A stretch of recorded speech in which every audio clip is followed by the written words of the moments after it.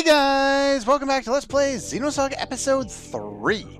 No, you're not mistaken, this is for Episode 2, but there's one thing that I would like to do before we move too much further, and that's go over a couple of things from Episode 3's database, because many of the aspects of the last part of Episode 2 are a little confusing, and there's not a lot of backstory prior to it. Pretty much all of it gets explained by the time we get to episode 3, but I want to make sure it makes sense now, so let's continue with that. Basically here, I'm just gonna, because this is episode 3's database, 100% complete database, much of the information in here will be information that you don't know at this point in episode 2's storyline. So I'm going to black out those parts or images or whatever. We're only going to go over like 3 or 4 of these today, but I do want to go over a couple of them as time goes by in the last little bit of episode 2 because it explains a lot of needed things. First things first, we've heard a lot about UTIC, the immigrant fleet, and KOS-MOS, and I would like to clarify the difference between all of those. UTIC was the organization we first saw with Margulis on Pleroma back in episode 1. And the basic idea is it was created by Yoki Mizrahi, as we heard from Jin back in Labyrinthos, and the organization used to do research on the Zohar and also on the 100 series Realians, combat Realians, and the Hilbert effect, as well as many other different ideas. Aiming to rule the galaxy through command of the Zohar, the group rebelled against the Federation and set off the Miltian conflict, as we've kind of learned a little bit about from what Jin said. Labyrinthos was overrun by the Federation's descent operations, and the mastermind Yoki Mizrahi, supposedly, as we've learned recently, has fallen to his death. After the conflict, it vanished from the center stage of history, but the group itself survived, setting up base on Pleroma, as we've known, gathering information and building military power in secret. It kept let back onto the stage in order to obtain the Y data, which had been sealed within the 100 series prototype Momo. To avoid seeing things that you probably shouldn't see, I'm just going to cut all my attempts to find all the other pieces that I want to show you. The immigrant fleet is one of the space fleets that escaped Earth or Lost Jerusalem. It's the same thing when not only Lost Jerusalem disappeared, but as there was a huge exodus from the planet. And during the extended period of nomadic existence, the fleet's scope expanded, split apart, each splinter fleet immigrating to a newly discovered settlement area. So that's the basic immigrant fleet. KOS-MOS is simply the general term for the religious order that unites the fleet. So most of the religious imagery that we've seen is all kind of related to KOS-MOS, the term we only heard about very recently as the group or the entity that is behind it seems to be the group behind everything with the immigrant fleet and with UTIC.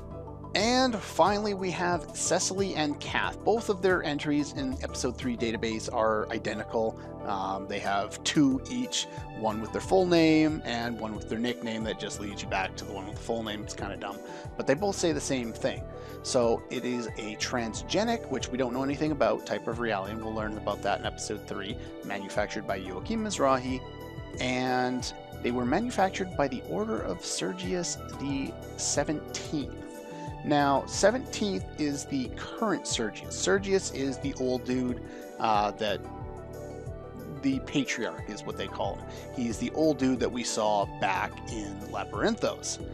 Now, there was an earlier Sergius back in Ziggy's time when he was still alive, which was brought up with Pied Piper. Now would actually be a good time to go back and watch that episode or replay the game or something like that, because a lot of that information will be important. I will be going into the database probably in the next episode to go over the basic story of it. Probably take 5 or 10 minutes, but other than that, it's kind of important coming up. I'll just put it that way so I don't spoil anything. Okay, so manufactured by Sergius, according to concrete data taken from Fabronia that was turned and used as the core system to control Udu, which is what we saw them before. Basically, they were a control system that stopped the communication between the Zohar and Udu, which allowed Udu to not attack everybody, or whatever Udu wants to do. We still don't know. Basically, it was a control mechanism so that Udu wasn't able to impart its will on anything. Now, obviously, even though Fabronia refers to them as sisters, they are not really sisters, they are all Realians. But yeah, they're technically Fabronia's clones, as Fabronia was the first created. And we, of course, saw this scene only recently, so that's basically all I wanted to cover. I just kind of wanted a basic explanation of what happened with Cecily and Kath, and a little bit of an explanation on Ormus. Now let's get back to the game we're actually playing. Okay, we're back, and forays into other games aside, let us continue forward now. I took out all the enemies there in the last episode. Here is a strange, very glass stairway looking place. I'm not sure exactly how you would refer to this. I do want to take a quick detour over here just to kind of show something off. If you took the other path with the ESs instead, this was what the end would look like. It's just basically a place to dock and get onto the ground, and if you do that without unlocking the door on the other side, you won't be able to circle back around. But either way, you have to solve that block puzzle in order to do any of it, so that's where the two paths meet, if you're interested in that. Here,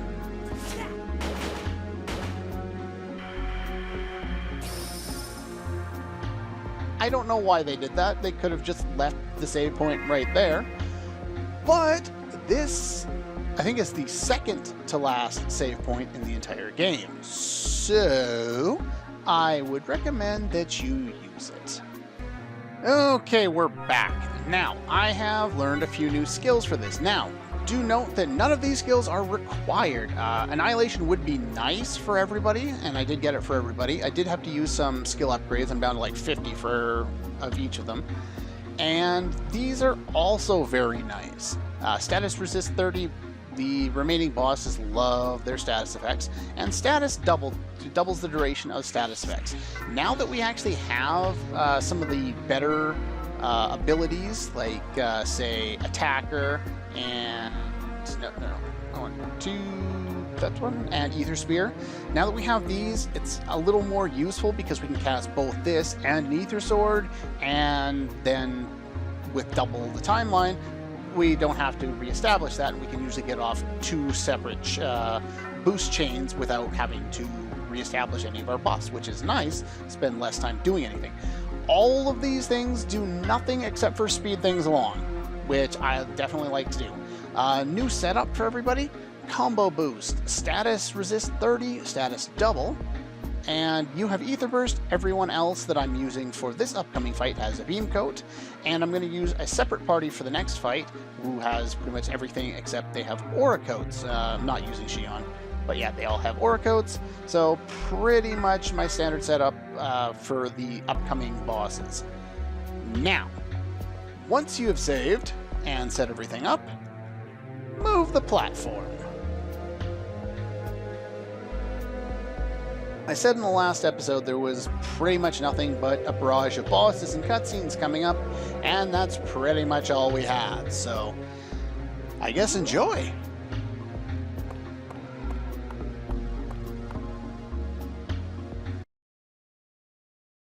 Kind of a pointless little cutscene we have here. There's no real dialogue, nothing really happens except, well, I guess you can guess. We just went to a save point. I said there's only two things coming up. Here's the short one. The slightly longer one follows.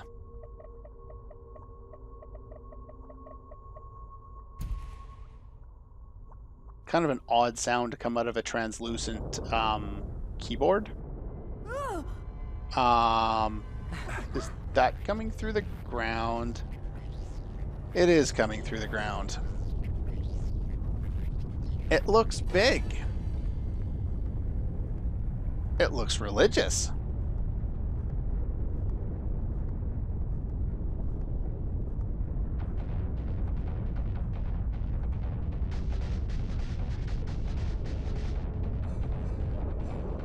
And it looks like boss time.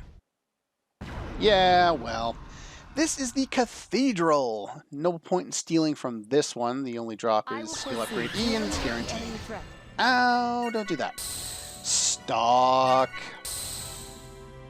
Now that we finally have some of the better skills, stalking is no longer such a bad thing, because evade even affects magical attacks, so doesn't really hurt me all that much anymore. I tend to evade most of them. As you can see, I like evasion. Evasion is very, very good in this game. Alright, once everybody is stocked up, make sure you have a full boost gauge. Followed by that, you want to set up Ether Spear on Momo. These are self-targeting only spells.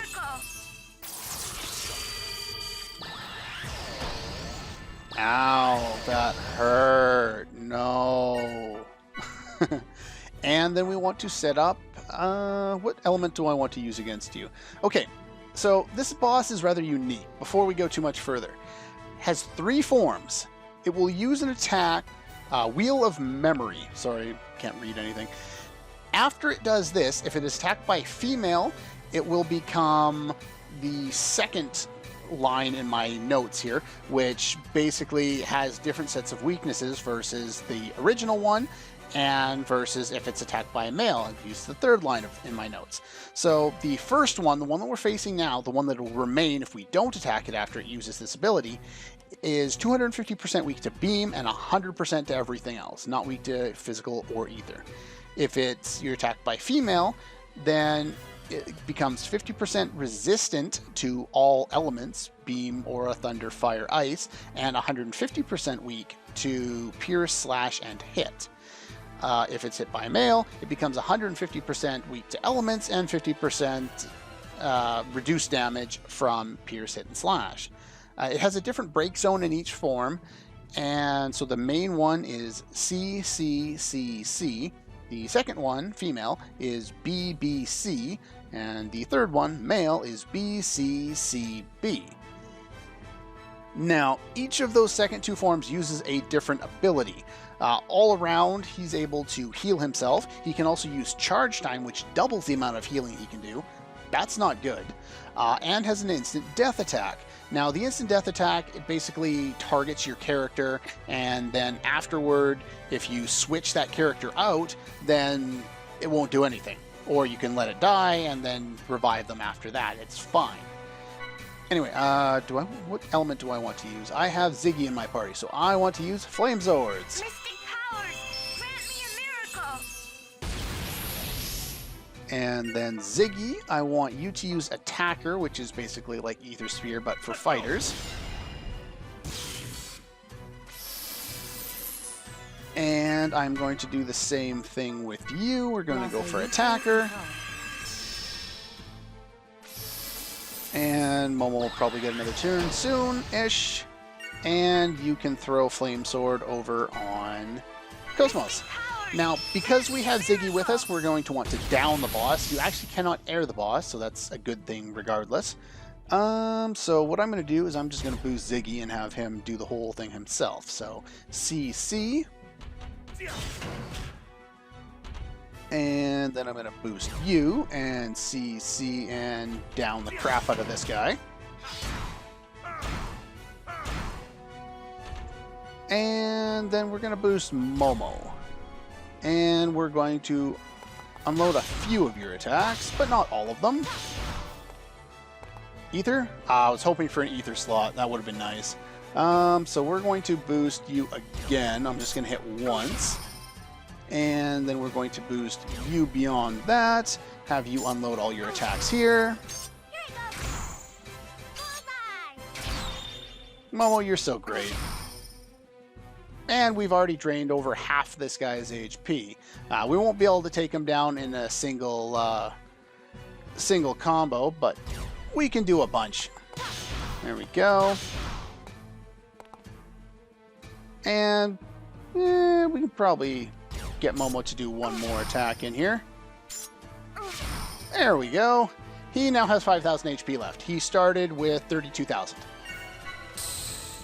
Now, you can kind of understand, yeah, Wheel of Memory. Now, it's the attack that he uses, or it's not really an attack, it's an ability. If I attack him now, he will change his form depending on what happens. This is why I wanted to keep my spells on, because now my status double.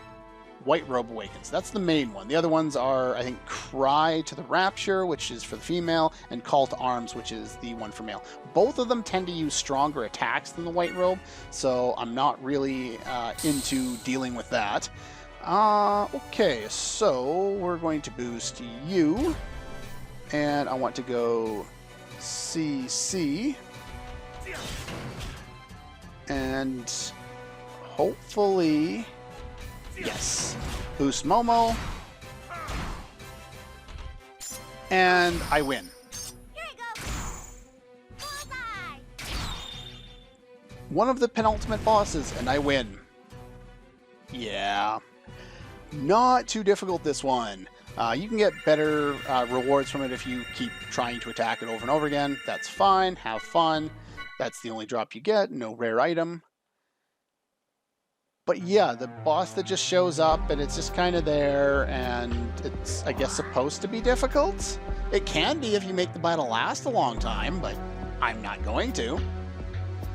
Anyway, that's pretty much all the time we have for today. A little shorter than normal, but I do want to go over some other notes regarding basically the final encounter, which is coming up.